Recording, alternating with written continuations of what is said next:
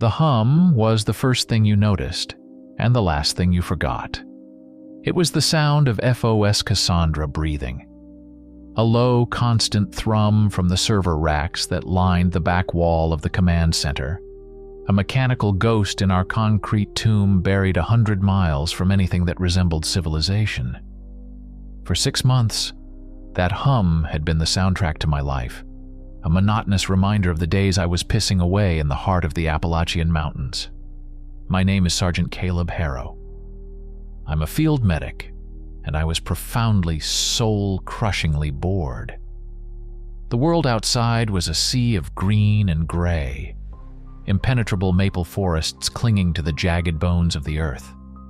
Inside it was a world of sterile white walls, flickering green monitors, and the crisp, authoritative voice of Captain Evelyn Devereaux. She ran Cassandra with the kind of iron-fisted precision that left no room for error or personality. To her, protocol was scripture.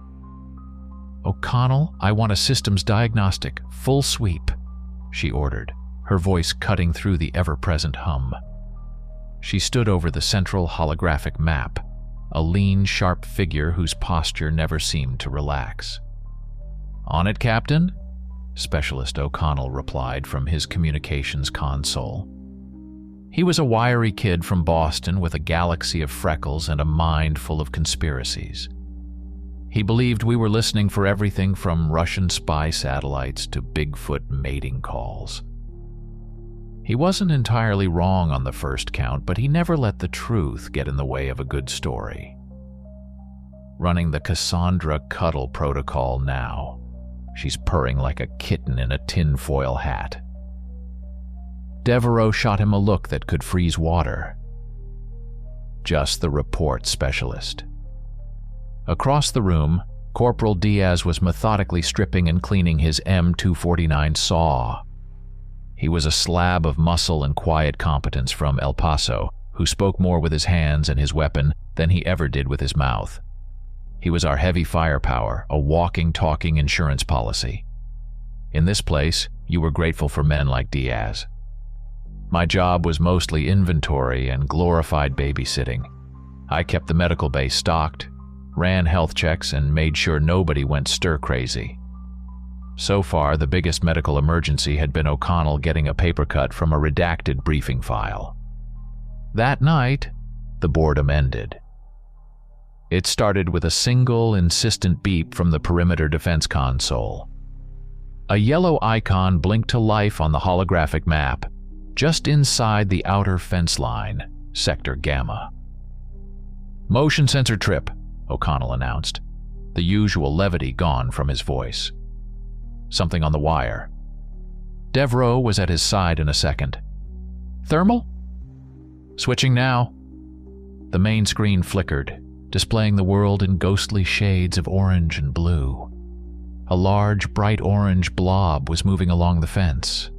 It was big, bear big, maybe bigger, but it moved with a fluid, unnatural speed that didn't fit its mass. "System can't classify the signature, Captain. It's moving too fast, too quiet. Mass estimate is... holy crap. North of 900 pounds. Can't be a bear," Diaz murmured, his hand stilling on the receiver of his saw.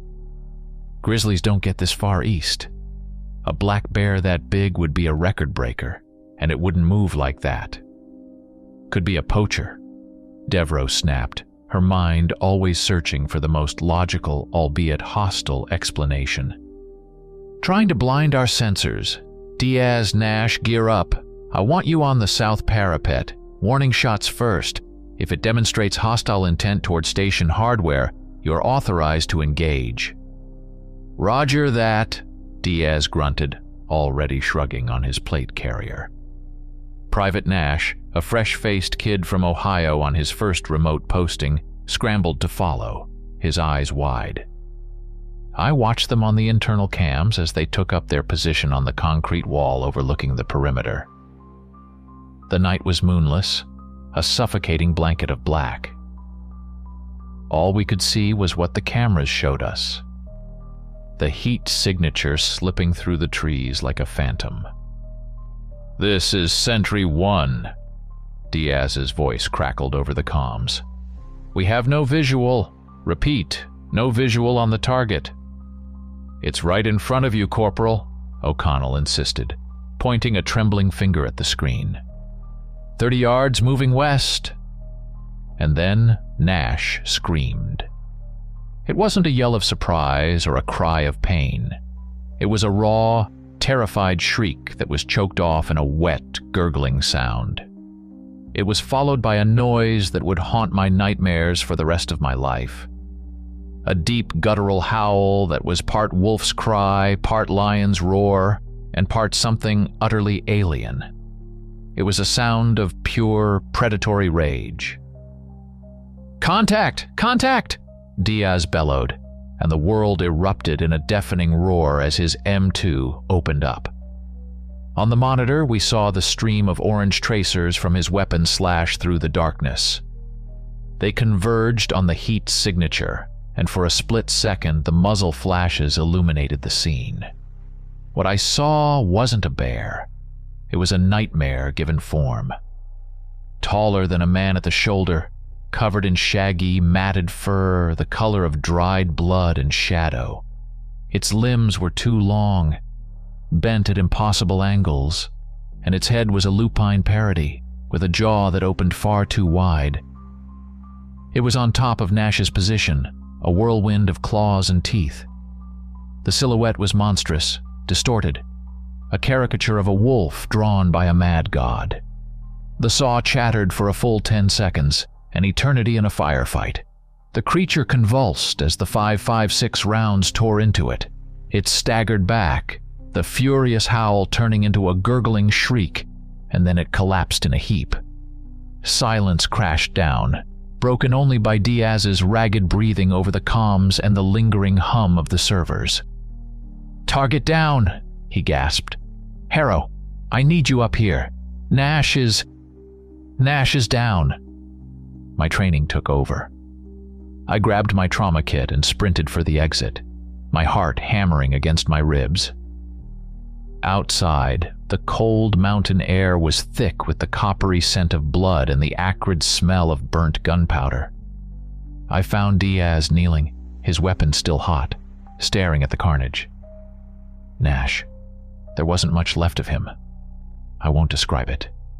Some things the mind refuses to process. I checked for a pulse out of sheer reflex, my fingers sinking into torn flesh.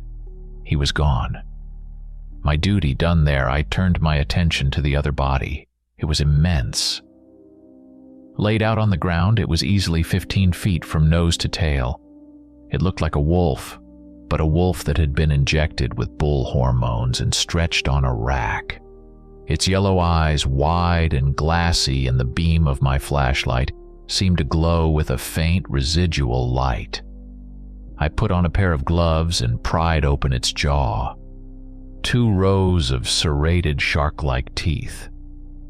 I ran my hand down its back, feeling the hard, sharp ridges of bone that protruded from its spine like a row of daggers. Its back legs had an extra joint, a reverse knee like a bird's, which would explain its terrifying speed. Diaz's fire had torn it to pieces. Its chest was a crater of mangled flesh and splintered bone. No living thing could survive that. Devereaux arrived, her face a pale, stoic mask. "Report, Sergeant." "Nash is KIA, I said, my voice hoarse. "The assailant is also deceased. Multiple high-caliber gunshot wounds." She stared at the creature, her professional calm finally cracking. A flicker of disbelief, of horror crossed her face before she buried it again under a layer of command authority. "Document everything. Take samples. We bag both bodies and wait for evac at 0600.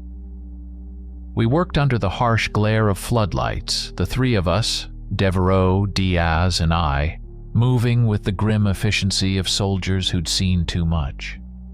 But as I worked, I couldn't shake a feeling, a cold, prickling sensation on the back of my neck, the feeling of being watched. I scanned the tree line, the impenetrable wall of darkness that surrounded our tiny island of light. The woods were silent. Too silent. There were no crickets, no owls, nothing. It felt like the entire forest was holding its breath, and a single terrifying thought lodged itself in my brain. That howl we heard, it hadn't sounded like a cry of pain. It had sounded like a call. And whatever we had just killed, it wasn't alone. The sun rose thin and watery, a pale smear of light over the eastern ridges that did little to burn away the night's chill. The world came back in shades of gray, the mountains looking like sleeping giants under a shroud. Sleep had been a fantasy. Every time I closed my eyes, I saw that creature's silhouette against the muzzle flash, heard Nash's final strangled cry. The command center had been a morgue of tense silence, with O'Connell running frantic, fruitless searches through every cryptozoology database he could access and Diaz sitting stone-faced, staring at the wall.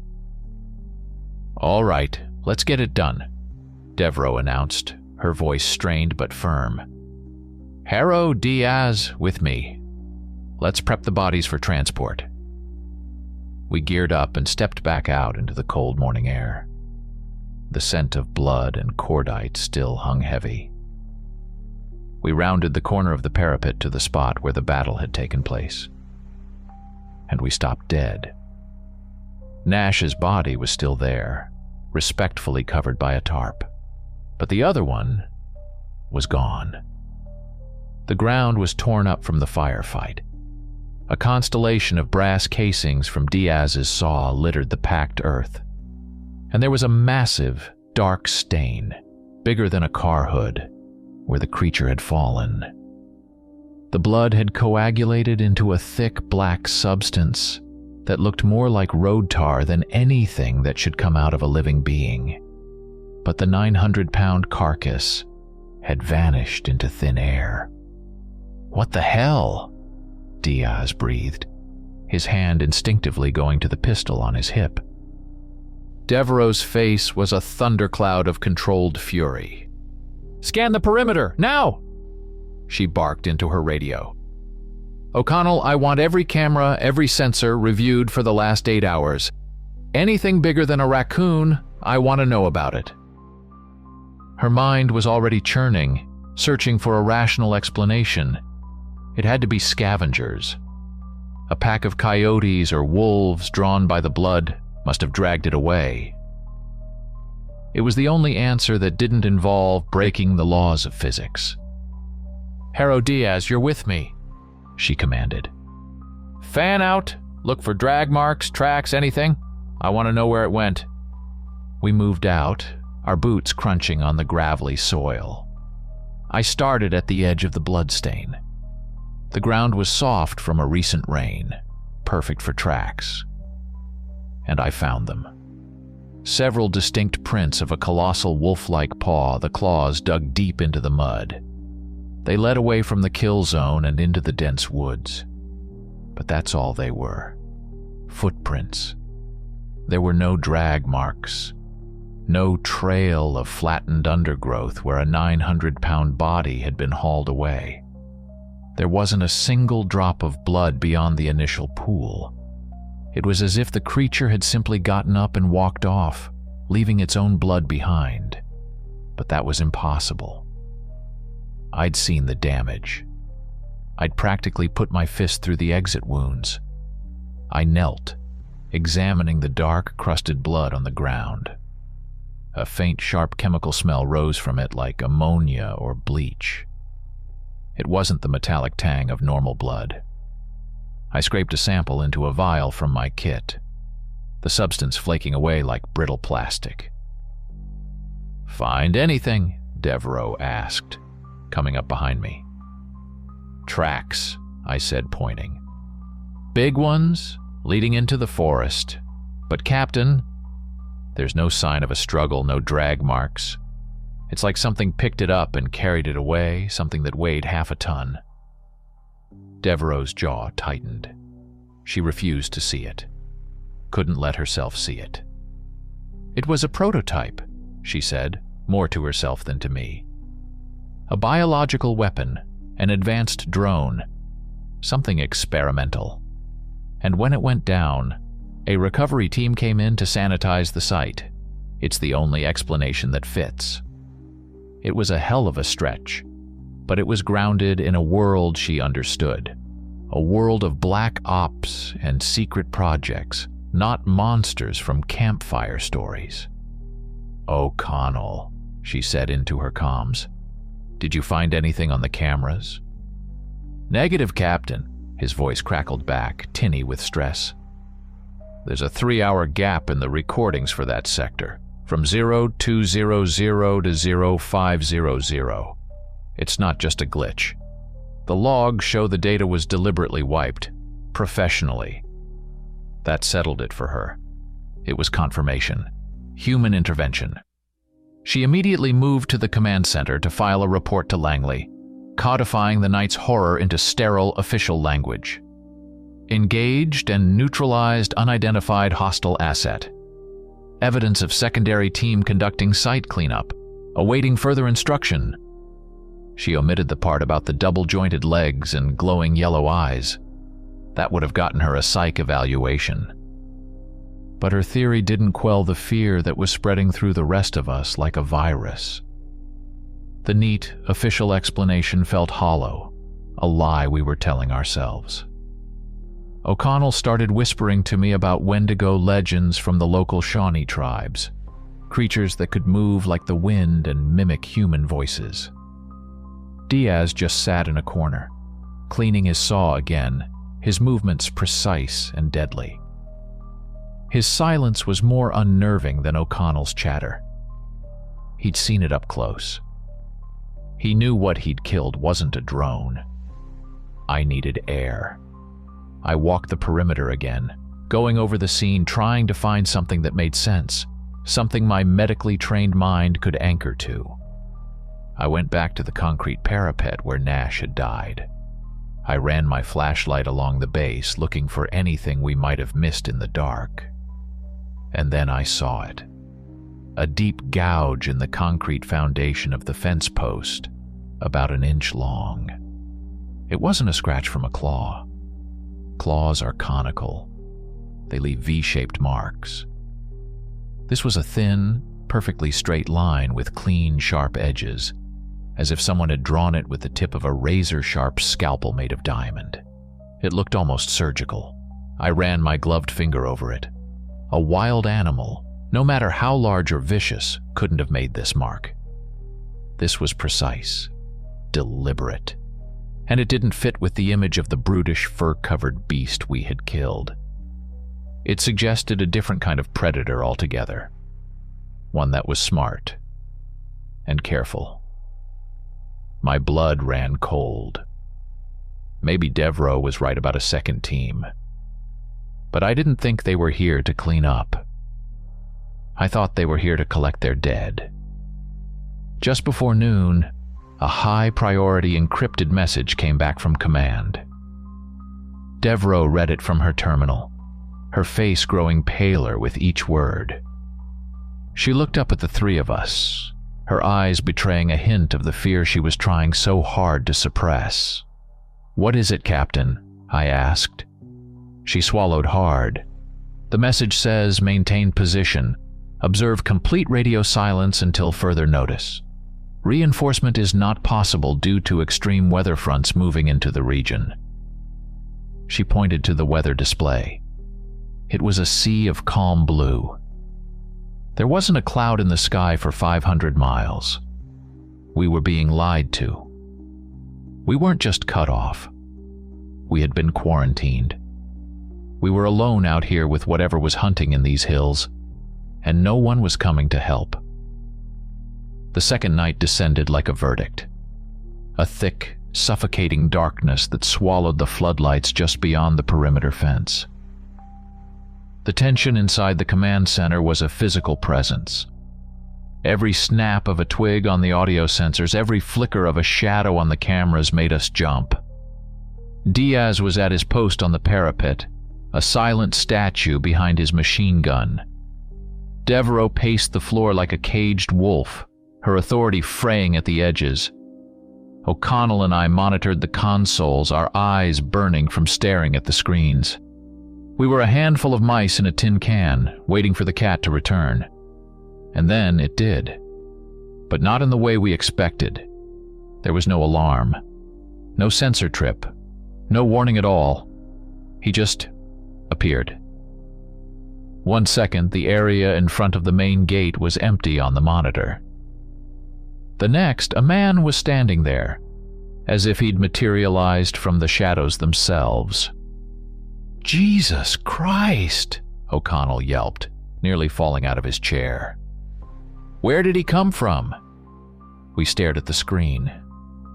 He was tall and gaunt, his frame looking like it was assembled from sticks and wire. He wore old, worn-out canvas trousers and a flannel shirt that was threadbare at the elbows, wholly inadequate for the mountain chill. A long, antique-looking hunting rifle was slung over his shoulder. His face, visible in the ghostly green light of the night vision camera, was a road map of hard living, all sharp angles and deep-set eyes that seemed to absorb the light. He looked to be in his late 50s, maybe older. He just stood there, perfectly still, watching the main camera. "Unidentified civilian at the main gate." Devereaux's voice boomed over the station's external address system, sharp and commanding. "You are in a restricted military zone. Identify yourself immediately." The man didn't flinch. He simply raised a hand, not in surrender, but in a calm, placating gesture. His voice, when it came through the external mic, was quiet but carried a strange resonance. It was raspy, laced with the weariness of centuries. "My name is Silas. I'm not here to cause trouble. I've come to warn you." Devereaux wasn't having it. "This is your only warning. Leave the area now or we will use lethal force." "You've already used lethal force, Captain," Silas replied, his voice unnervingly calm. "That's why I'm here. You've kicked over the hornet's nest and now they're all coming. You need to listen to me." He knew. Somehow, he knew about last night. A debate raged for 10 minutes. O'Connell thought he was some kind of government spook, a men-in-black type sent to manage the situation. Devereaux was convinced he was a scout for the terrorist group she had invented sent to probe our defenses. I didn't know what to think, but his sudden appearance felt like another piece of a puzzle that was growing more monstrous by the second. In the end, my argument, that he might know something that could keep us alive, won out. We brought him in under armed guard, Diaz keeping his sidearm trained on him the entire time. We disarmed him and sat him down in the briefing room. Up close, he looked even more weathered, his skin like old parchment. But his eyes were shockingly alert, a pale, piercing blue that seemed to see right through the concrete walls, right through all of us. He glanced at the holographic map, at the incident reports I'd left on the table. He nodded slowly, a sad, knowing expression on his face. "You built your fort on a trail," he said, his voice a low rumble. "An old one. This is their hunting ground." "Their hunting ground?" Devereaux demanded, crossing her arms. "Who isn't they?" Silas leaned forward, his gaze locking onto hers. "You live in a world of wires and radio waves, Captain. You've forgotten the old world, the one of tooth and claw that lives right alongside you. For generations, these mountains have been a sanctuary, a neutral territory for two ancient clans. They have been at war since before your country was even a dream." He paused, letting the weight of his words settle in the sterile room. "The locals have names for them, whispers in the dark. You'd call one of them the Pack. They are the rage of the beast given form, all fury, strength, and primal hunger. What you killed last night was one of their warriors." My blood went cold. He was describing the creature perfectly. "The other clan," he continued, his voice dropping lower, "are the kindred. They are the shadows, the patient hunters. They are cunning, silent, and they feed on the life of others. One is a storm, the other is a plague, and you have stumbled right into the middle of their war." Devereaux let out a short, incredulous laugh. "Werewolves and vampires? Is that what you're selling? You think we're a bunch of scared children to be frightened by fairy tales?" She thought he was insane, a mountain hermit whose mind had been eroded by solitude. O'Connell, however, was hanging on every word, his eyes wide with a mixture of terror and vindication. "Skinwalkers, the legends," he whispered. "The legends are echoes of the truth," Silas said, turning his gaze to O'Connell. "And the truth is this: by killing a soldier of the pack, you didn't just make an enemy. You made yourselves a piece on the chessboard. The pack is furious. They'll come for vengeance. But the kindred, they are smarter. They see an opportunity. They'll let the pack throw themselves against your walls, weaken themselves on your guns. For them, you are a perfect tool, a convenient source of chaos." He looked from face to face, his eyes lingering on me. "For the pack, you are an insult to be destroyed. For the kindred, you are a battery of warm blood to be drained. The hunt has begun, and whether you like it or not, you are the prey." That was enough for Devereaux. Her patience snapped. "Get him out of here," she ordered Diaz. "Give him his rifle back and escort him off the property. If he comes back, shoot him on sight." Diaz hauled Silas to his feet. The old man didn't resist. As he was being led out, he stopped and looked back at me. With a deft movement, he tossed a small, grimy leather pouch onto the table in front of me. It landed with a soft thud. "Wolfsbane," he said, his voice barely a whisper. "Aconite. It won't save you from them, not really. But they hate the smell. It might buy you a few seconds. Sometimes a few seconds is all you have." Then he was gone, swallowed by the same darkness he'd emerged from. I picked up the pouch. It smelled earthy and bitter. Devereaux dismissed it as the ramblings of a lunatic. But as the night wore on, and the silence in the woods deepened, I couldn't help but think that the lunatic was the only one who had made any sense at all. The night deepened, the silence stretching our nerves taut. Silas's visit had left a poison in the air, a seed of doubt that was rapidly growing into a tree of pure dread. Devereaux tried to restore order, running drills and system checks, forcing a sense of normalcy that none of us felt. But we were all just going through the motions. Our eyes kept darting to the monitors, to the impenetrable blackness of the woods. We were waiting. We just didn't know for what. The attack, when it came, was nothing like the first. There was no savage roar, no clumsy trip of a motion sensor. It was silent, surgical. Private Miller was on watch in the Northeast Observation Tower. 1 minute he was reporting an all clear, his voice calm over the comms. The next, there was just static. "Miller, report," O'Connell said, tapping his headset. "Comms check, Sentry 3. Silence. "I've got a power fluctuation in the tower feed," O'Connell said, his fingers flying across his keyboard. "The camera's offline." "He probably just kicked a cable," Devereaux snapped, though her voice lacked conviction. "Harrow, Diaz, go check on him now." My gut clenched. This felt wrong. We grabbed our rifles and headed out, the oppressive silence of the compound amplifying the sound of our own breathing. The tower was a steel skeleton rising 50 feet into the air. We climbed the ladder, our boots ringing on the metal rungs. The scene at the top was chillingly clean.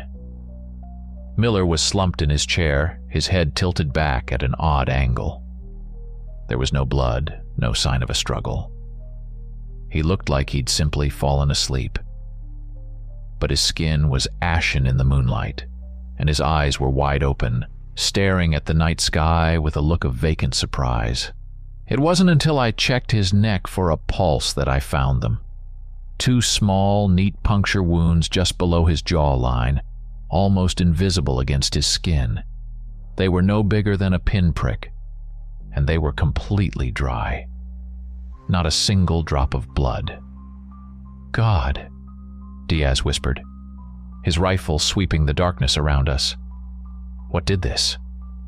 Before I could answer, half the floodlights in the northern sector blinked out, plunging a huge swath of the perimeter into absolute darkness. O'Connell's panicked voice crackled in our earpieces. "Captain, they're in the system. Someone's creating ghost signals, spoofing the camera feeds. I'm getting dead zones popping up all over the place." We were being played with, hunted. They weren't a battering ram like the beast from last night. They were scalpels, moving through the shadows we couldn't see, blinding us one piece at a time. We scrambled down from the tower, our senses on fire. Every shadow seemed to writhe, every gust of wind sounded like a whisper.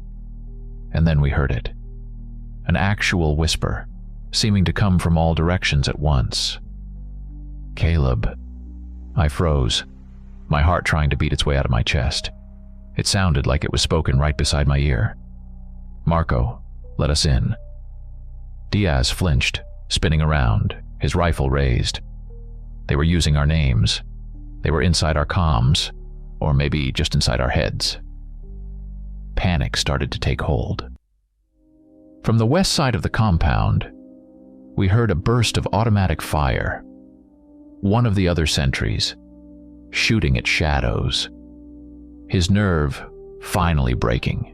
This was their tactic. Not a frontal assault, but a campaign of terror. Pick us off one by one, turn us against ourselves, make us waste our ammunition on phantoms until we were exhausted and terrified. My mind raced, desperately searching for a solution, and my hand brushed against the small leather pouch in my pocket. Wolf's bane. They hate the smell. It was insane. It was folklore. But Miller was dead with vampire bites on his neck. Insane was our new reality. "Diaz, cover me!" I yelled. I fumbled with the pouch, my fingers clumsy with adrenaline. I pulled out a handful of the dried, brittle herbs. In the med bay, I'd seen them before. Aconitum napellus, monk's hood, a common garden plant, and a potent neurotoxin. I pulled out my lighter. "What are you doing?" Diaz hissed. "Trust me," I grunted, flicking the lighter. The dried leaves caught with a whoosh, releasing a thick, acrid smoke that stung my eyes and throat. It smelled bitter, like burning weeds and something else. Something deeply unpleasant. I waved the smoking bundle in front of me, and the whispers stopped.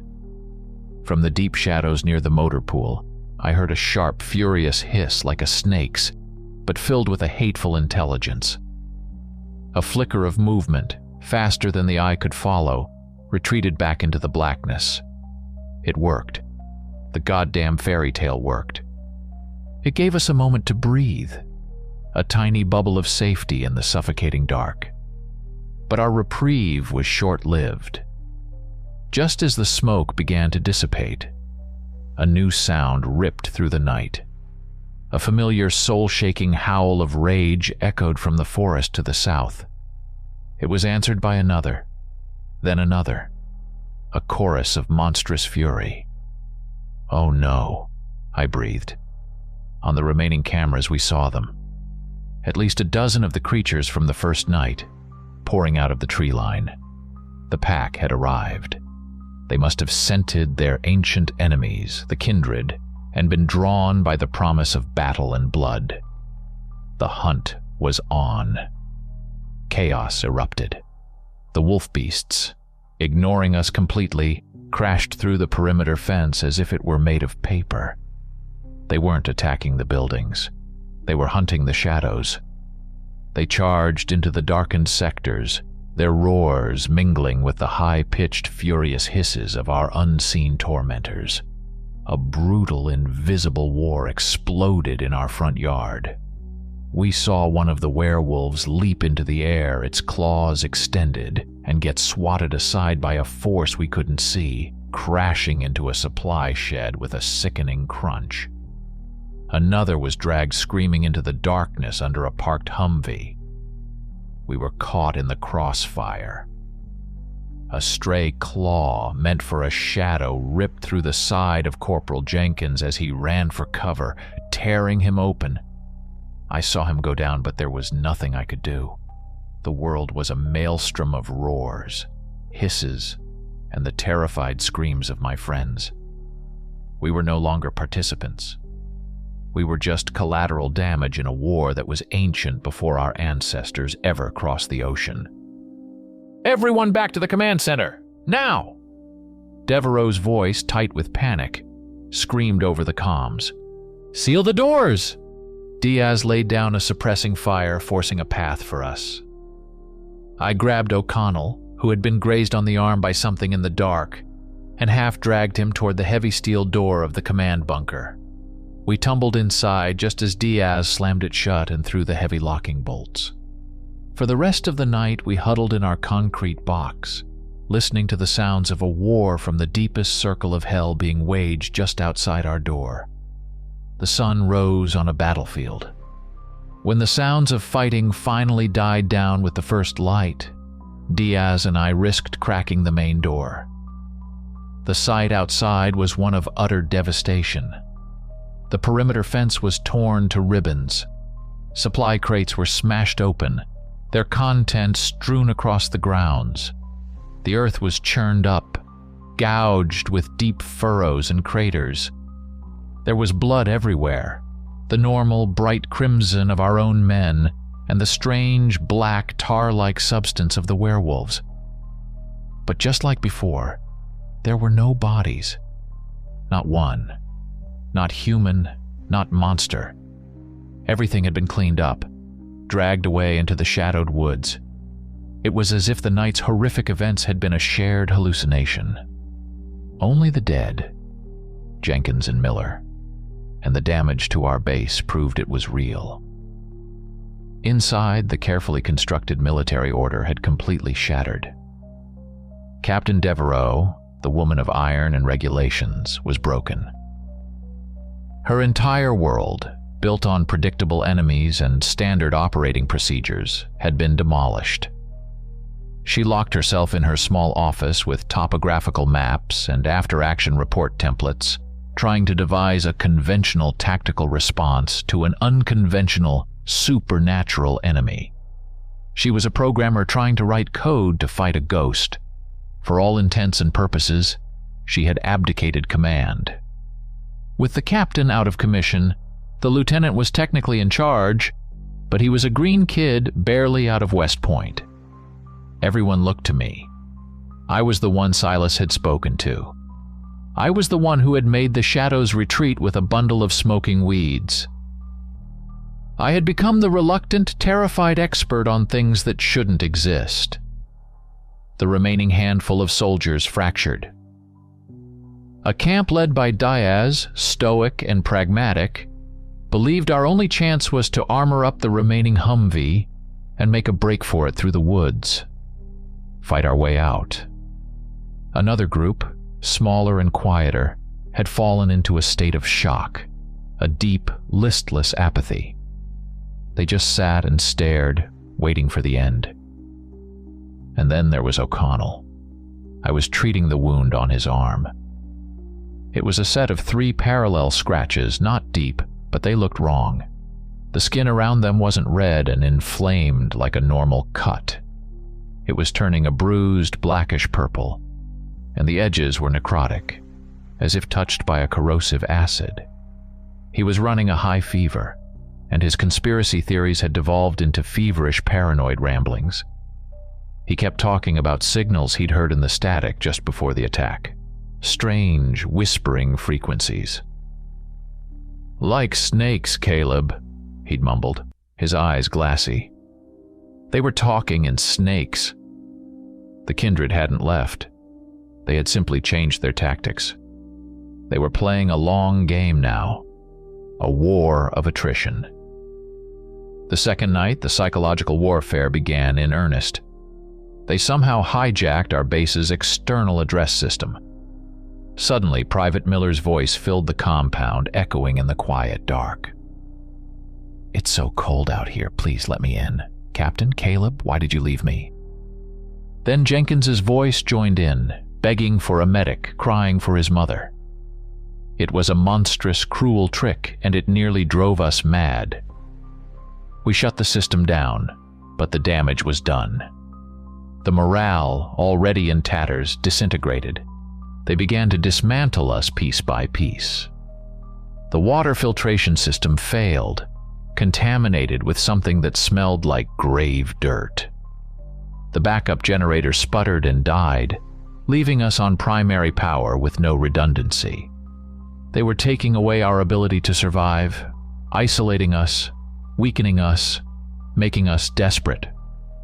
On the third day, a new horror presented itself. A lone werewolf strode out of the woods.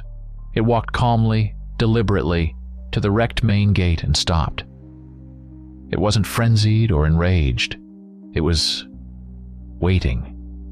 Slowly, horrifically, it began to change. Bones cracked and reformed. Flesh shifted and stretched.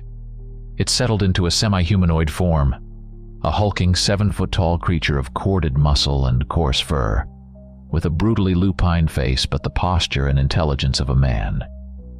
Its voice, when it spoke, was a low, gravelly snarl that vibrated in our chests even through the concrete walls. "Soldiers!"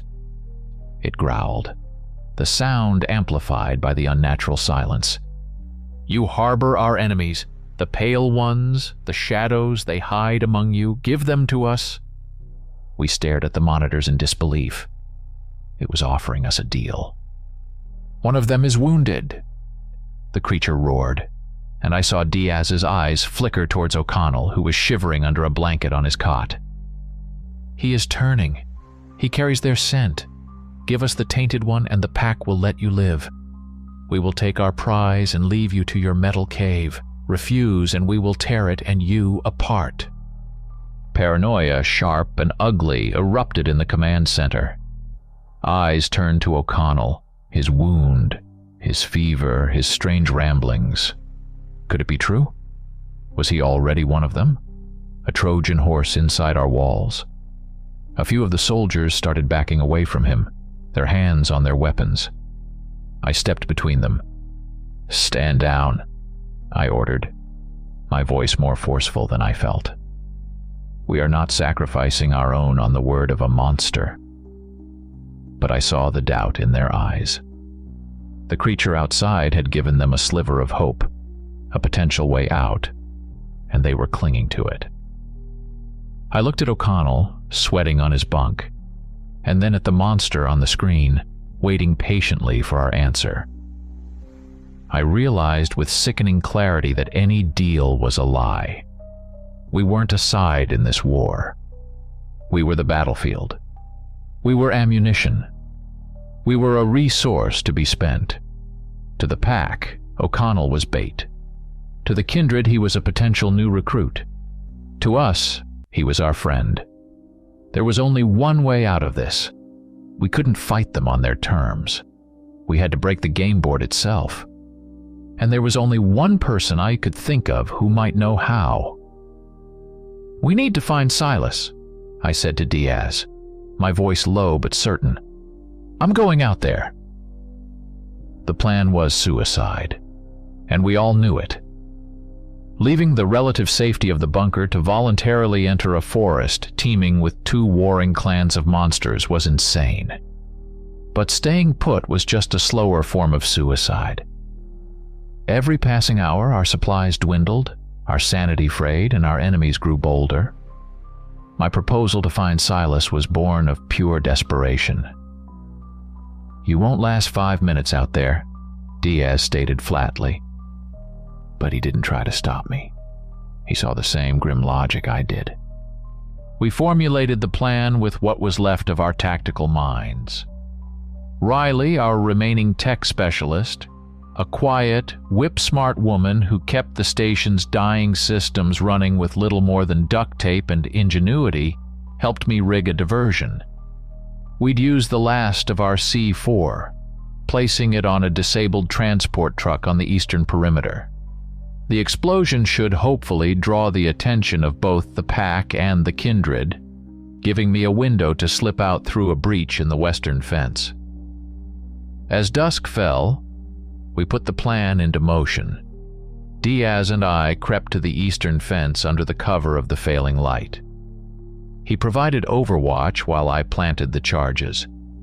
My hands were slick with sweat, my heart hammering a frantic rhythm against my ribs. Every shadow seemed to hold a pair of glowing eyes. Every rustle of leaves was the sound of an impending attack. We made it back inside. Riley, watching the monitors from the command center, gave me the signal. The area around the western breach was clear. "Do it," I said to Devereaux, who was coordinating the timing. She looked at me, her eyes filled with a strange mix of despair and respect, and nodded. A moment later, a deafening explosion ripped through the air, lighting up the eastern sky in a brilliant flash of orange. The shockwave rattled the bunker. Immediately, the woods came alive. Roars and snarls erupted from the east as the pack converged on the sound. On the thermal cameras, we saw fleeting, cooler signatures, the kindred, also flitting towards the disturbance. "Now, Caleb, go!" Diaz yelled. He laid down a curtain of covering fire toward the western woods, not aiming at anything in particular, but creating a wall of noise and tracers to discourage anything from getting too close. I took a deep breath, squeezed through the cut fence, and plunged into the forest. The moment the trees closed around me, I was in another world. The familiar hum of the station was gone, replaced by a terrifying, watchful silence. I was on their turf now.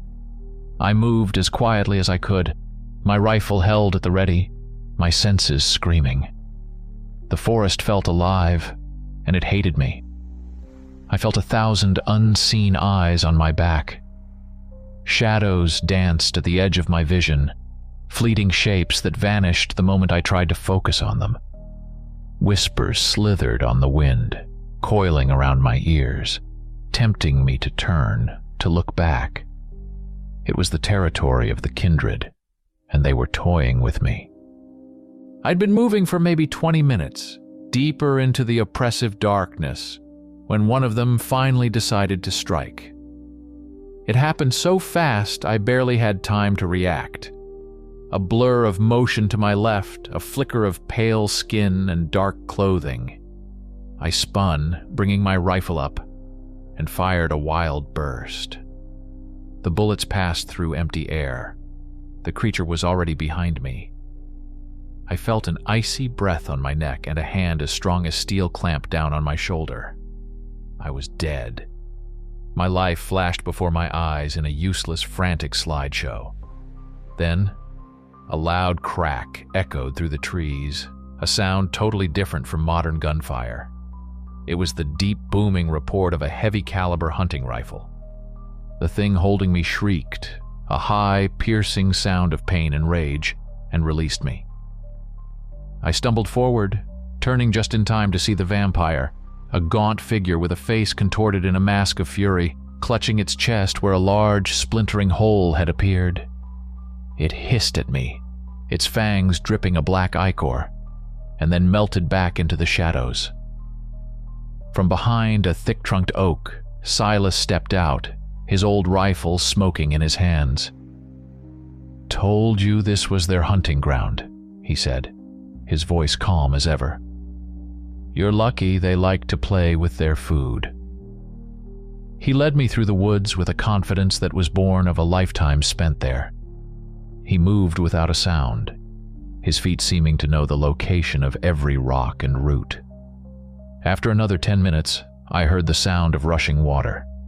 We arrived at a small waterfall cascading down a rock face, hidden in a secluded hollow. Silas walked straight through the waterfall and disappeared. I hesitated for a second, then followed him.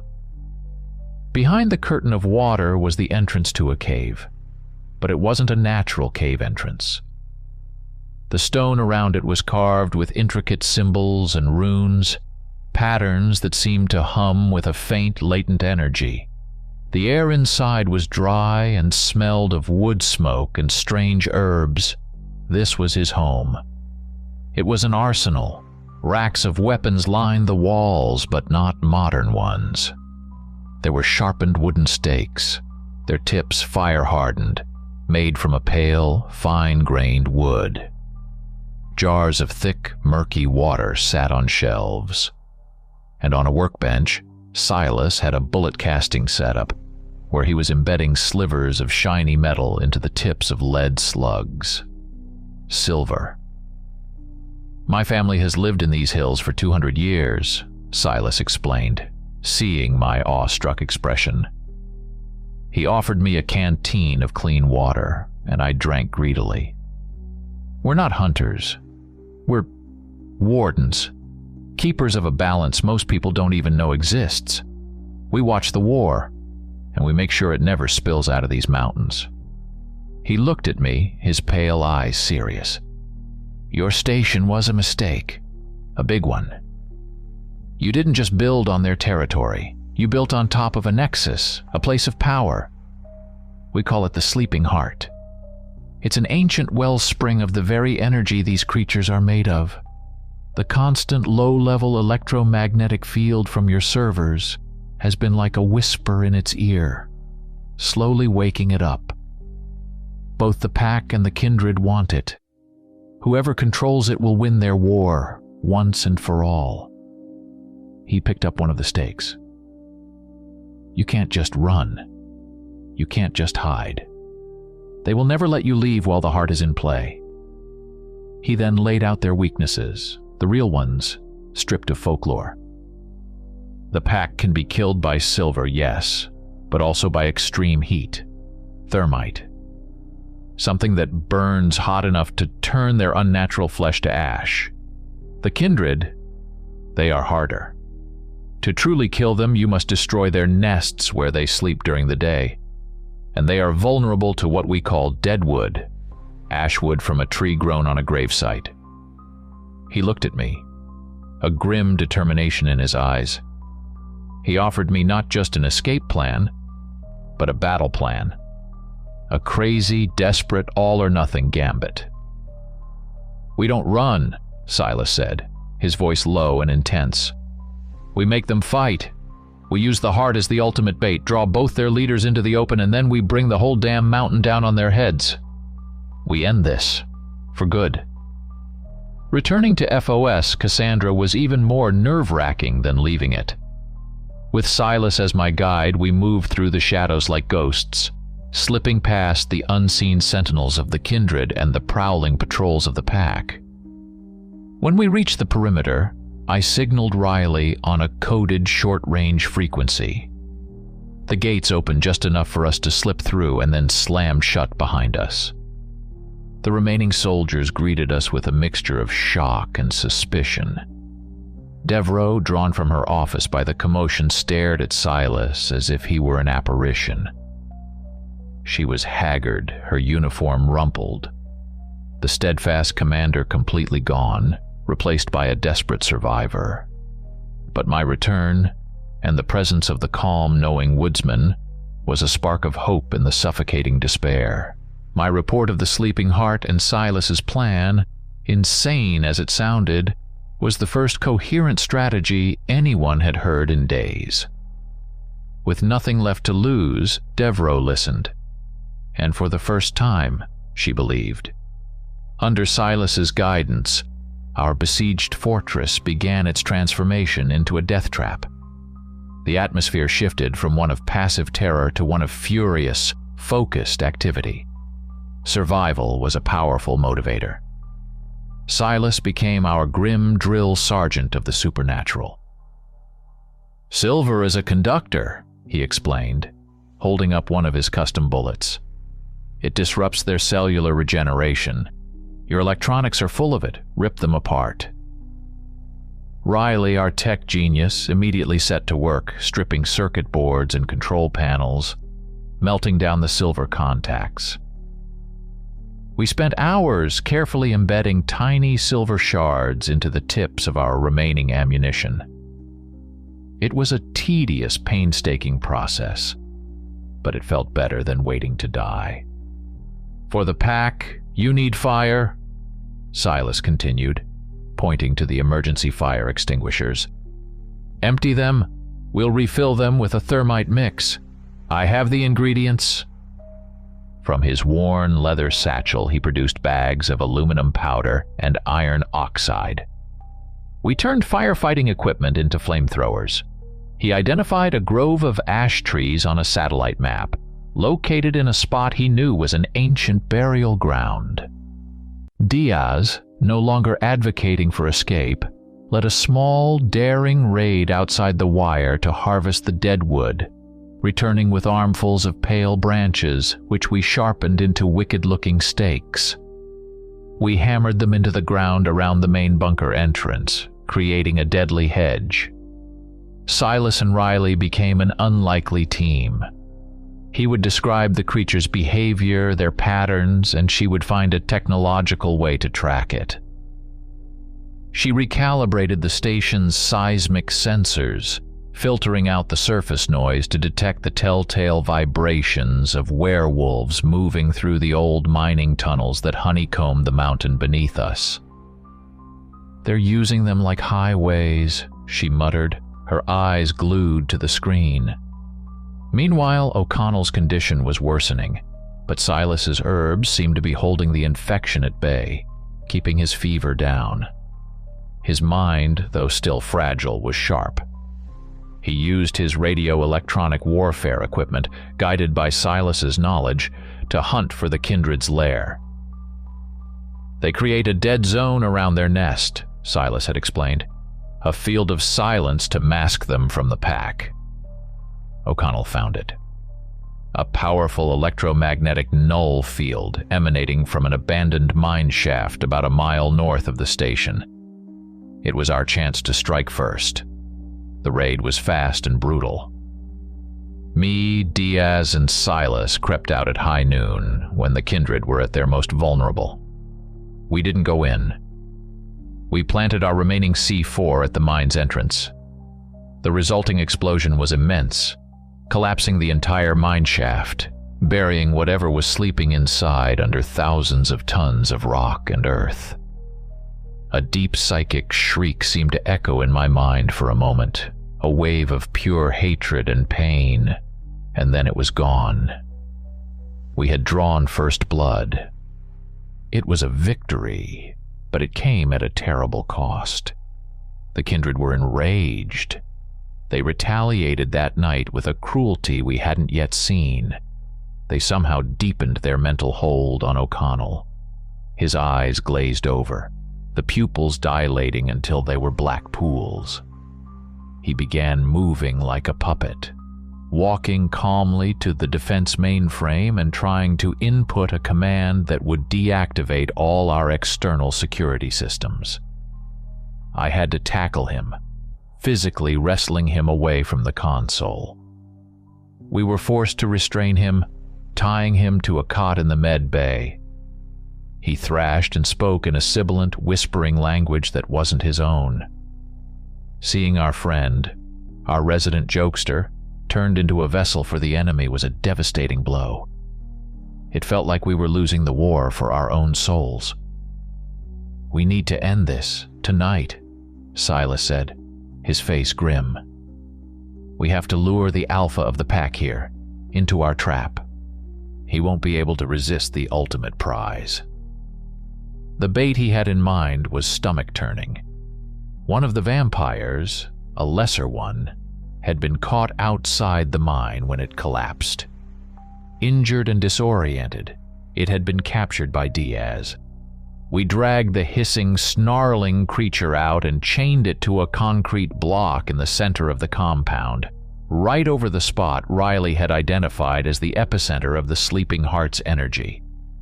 As the sun began to set, Devereaux found me checking the deadwood stakes. She had shed her captain's bars, her uniform was dirty, and she held a rifle like a common grunt. The rigid commander was gone, replaced by something harder, something forged in terror and loss. "Harrow," she said, her voice quiet. "When I signed up, I thought I'd be fighting men with different flags. Not this." "None of us did," I replied. "What you and Silas are doing, it's the only thing that makes sense anymore," she admitted. "I'll follow your lead." It was the closest she would ever come to an apology. In that moment, she wasn't a captain and I wasn't a sergeant. We were just two soldiers preparing for the last stand. The pieces were all in place. Our frantic preparations had turned FOS Cassandra into a charnel house waiting for its guests. The air was thick with the smell of Silas's herbs, ozone from Riley's jury-rigged electronics, and the metallic tang of our own fear. Using the station's deep-ground penetrating radar, coupled with the seismic data, Riley had pinpointed the source of the anomaly. The Sleeping Heart wasn't just near us, it was directly beneath us. About 100 feet down, in a natural cavern that the station's foundations had barely missed, was a geological formation that pulsed with an energy that defied scientific explanation. "It's not radioactive, not magnetic. It's something else," she had explained, her face illuminated by the green glow of her console. "And whatever it is, the power cables for the main server hall run right past it. We've been feeding it a steady diet of electricity for a year." We were living on top of the very thing they were willing to die for. "Their leaders will come," Silas stated, his voice a low, certain rumble. "They won't send minions for a prize this great. The pack is led by an alpha named Brock. He's ancient, powerful, and thinks with his rage. The kindred are led by a matriarch, Livia. She is older, more cunning, a master of strategy and mind games. They hate each other more than they fear death. The plan was as simple as it was catastrophic. We would use the captured vampire as bait to draw in Brock and his elite guard. This open aggression from the pack would, in turn, force Livia's hand. She couldn't risk letting her mortal enemy claim the heart. She and her kindred would have to attack. When both armies, and most importantly, both leaders, were engaged in a battle to the death on the ground above the cavern, we would detonate every remaining explosive charge, which Devereaux's team was now placing on the primary support columns of the main server hall. We would collapse the entire structure into the cavern below, burying Brock, Livia, and the Sleeping Heart under tons of concrete and steel. A murder-suicide on a colossal scale. We divided the labor. I took tactical command of the dwindling ground forces, coordinating our fields of fire from the main gate. Diaz, with his saw and our precious stockpile of silver-tipped rounds, took up the most critical position on the roof of the command bunker, a vantage point that overlooked the entire compound. Devereaux, grim and determined, led the demolitions team into the sub-levels to wire the charges. Her engineering background made her the only one qualified. Riley and Silas would remain in the command center, the brain of the operation. They would monitor the enemy's approach, trigger the initial defenses, and, when I gave the signal, send the detonation command to Devereaux's charges. The last hour before sunset was surreal. The handful of us who were left moved with a quiet, grim purpose. We checked our modified weapons, loaded our silver-laced magazines, and wrote brief, desperate letters home that we knew would likely never be found. I saw Devereaux speaking into a small recorder, a last message for a family she never talked about. The unspoken truth hung in the air. None of us expected to see the sun rise. I had a brief, final conversation with her over the comms as she confirmed the last charge was set. "It's all wired, Harrow. Ready on your command." "Copy that, Captain," I said, falling back on old habits. "Evelyn," she corrected me, her voice soft. "My name is Evelyn. Thank you, Caleb." Before I could respond, the bait worked. A long, chilling howl tore through the twilight stillness, a sound filled with triumph and bloodlust. From the southern tree line they came. Brock was at their head. He was a monster among monsters, a behemoth of black fur and muscle that stood a full 3 feet taller than the others, his yellow eyes burning with incandescent rage. He and his chosen warriors ignored our defensive positions, their eyes locked on the chained vampire shrieking in the center of the compound. They crashed onto the station grounds, a tidal wave of fury. And just as Silas had predicted, the shadows on the other side of the compound began to move. They coalesced out of the darkness, silent and swift. Livia had arrived. She was deceptively slight, a pale figure in dark, flowing clothes, but she moved with a predatory grace that was more terrifying than Brock's brute force. She would not allow her ancient foe to claim the ultimate prize. The final battle for the sleeping heart had begun. The world dissolved into a cacophony of violence. FOS Cassandra became a blood-soaked arena for a war older than the mountains themselves. The air, thick with the smell of blood and ozone, vibrated with the guttural roars of the pack and the venomous hisses of the kindred. Our own gunfire was just another layer of percussion in a symphony of annihilation. My small team of soldiers opened fire from our fortified positions, our silver-tipped bullets tearing into the warring monsters. We weren't trying to win.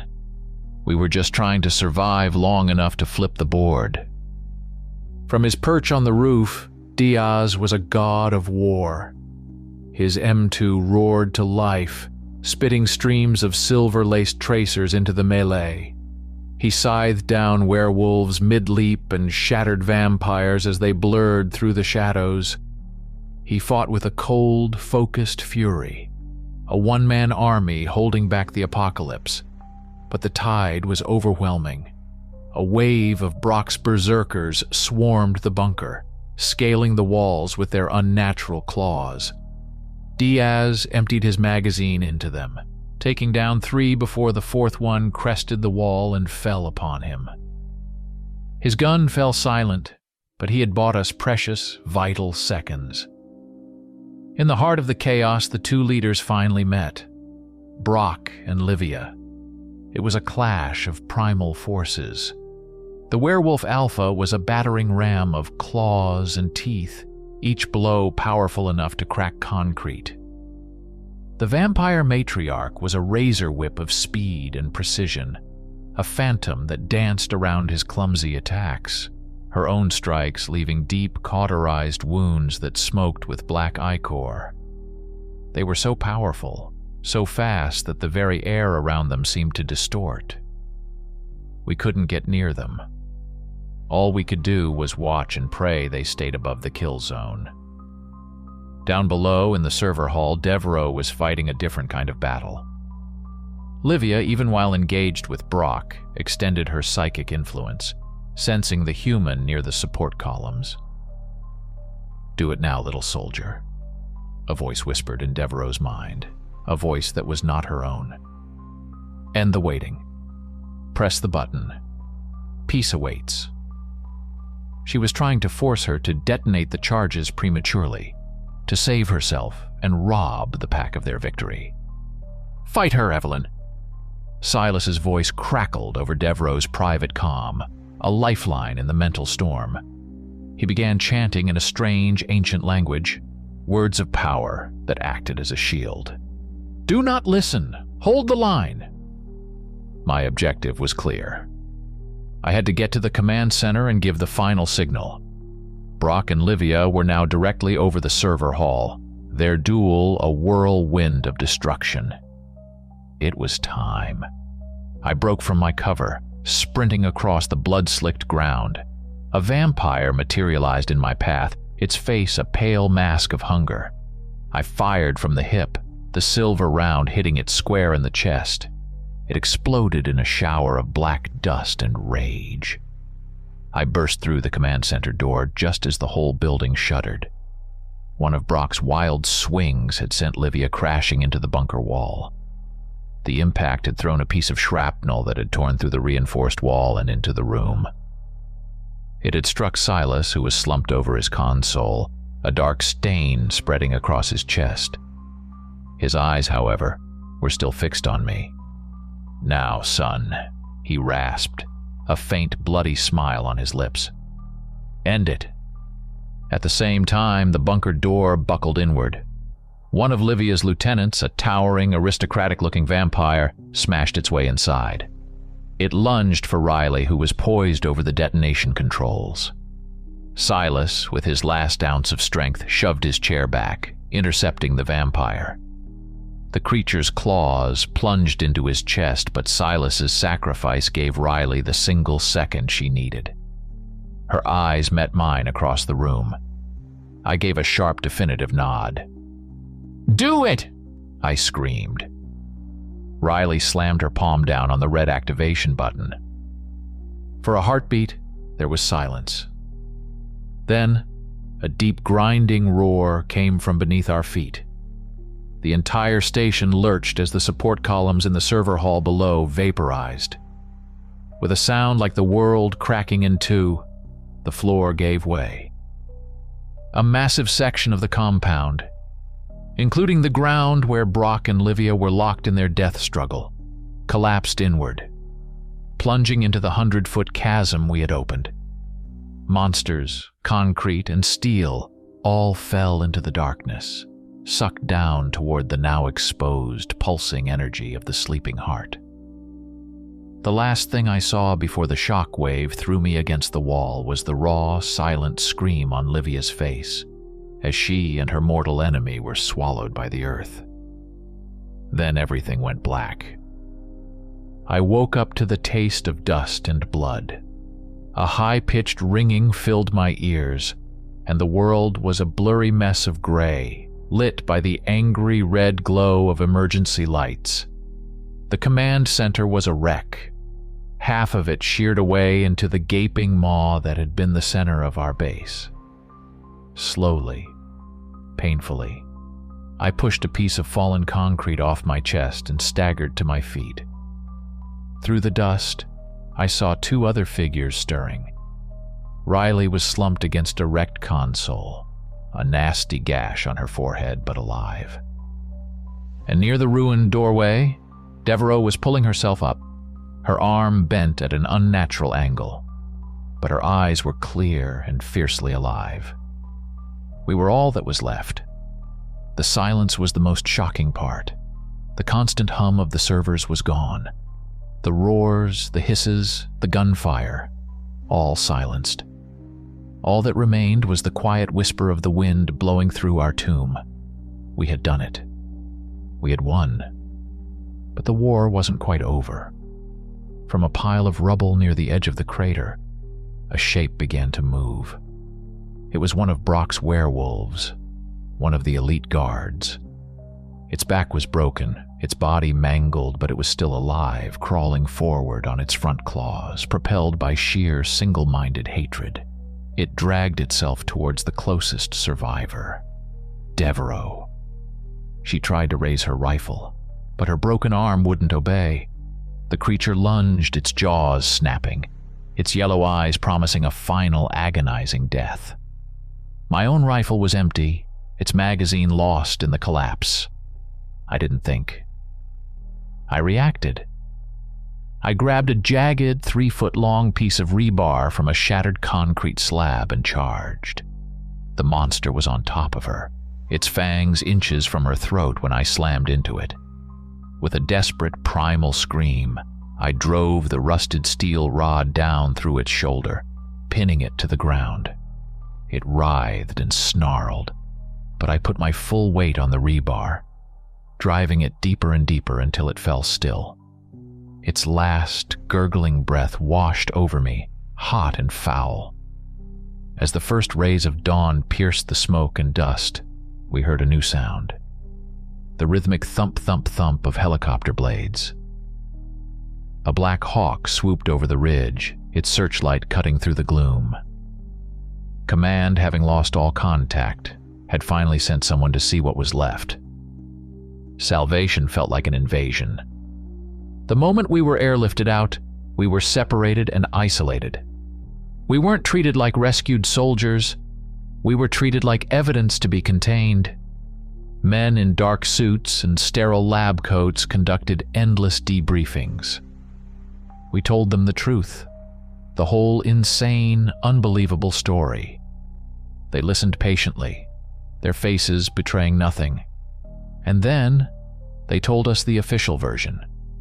FOS Cassandra had been attacked by an unknown, highly sophisticated terrorist cell, employing advanced psychological warfare agents and hallucinogens. In the ensuing firefight, the station's munitions depot had suffered a catastrophic detonation, resulting in the total loss of the facility and most of its personnel. All the dead were heroes, posthumously awarded medals for valor. The official report was clean, logical, and a complete lie. We were each made to sign a stack of non-disclosure agreements thick enough to stop a bullet. The message was clear. The truth would be buried here, along with the sleeping heart and everyone who had died. We were given new quiet assignments on opposite sides of the country, promotions, and a lifetime of enforced silence. I tried to go back to normal. I failed. Every shadow in a dimly lit room looks like a flicker of unnatural movement. Every dog's bark in the night sounds like the beginning of a howl. You can't go through a door like that and come back out the same person. The war left scars no one else can see. In my footlocker, beneath my neatly folded uniforms, I still have the small leather pouch Silas gave me. Sometimes, late at night, I take it out and smell the bitter, earthy scent of the dried wolfsbane. A year later, I took a medical discharge. I bought a small house in the middle of nowhere, surrounded by empty plains where I can see for miles in every direction. But sometimes when the wind is just right, I hear it. A faint, distant howl carrying on the breeze. It could be a coyote. It could be my imagination. But I don't take any chances.